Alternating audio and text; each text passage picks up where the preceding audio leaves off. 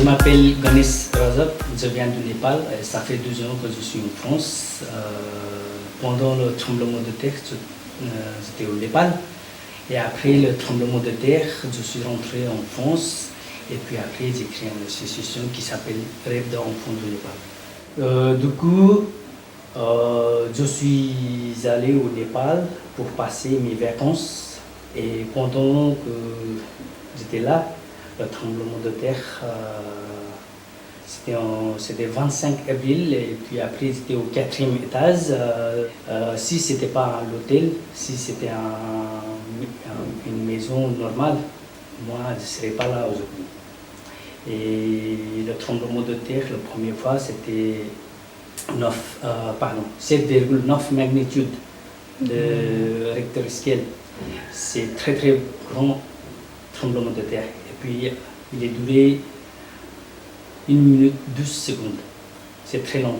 Comme j'étais au 4e étage, j'ai vu partout, il y a beaucoup de poussière, les vieilles maisons ils sont tombées. Et dans l'hôtel, il y a 4e étage, il y a des restos. Et puis après, le frigo, il s'ouvrit tout seul comme ça. Les bouteilles de vin, ils sont tombées toutes seules comme ça. C'était en 2015, 25 avril. J'ai jamais pensé que j'avais créé une association en France. Mais après le tremblement de terre, j'ai beaucoup aidé les gens qui sont en difficulté. Ils n'ont pas des choses pour manger, il n'y a rien, et des vêtements, il n'y a rien. Parce que la maison, ils sont tombés.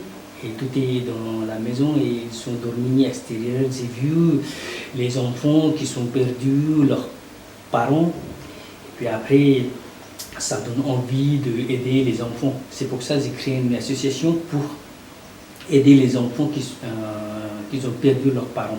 Normalement, aujourd'hui, on a aidé 10 enfants déjà. Et c'est très très important pour Népal parce que Népal, c'est un pays très pauvre.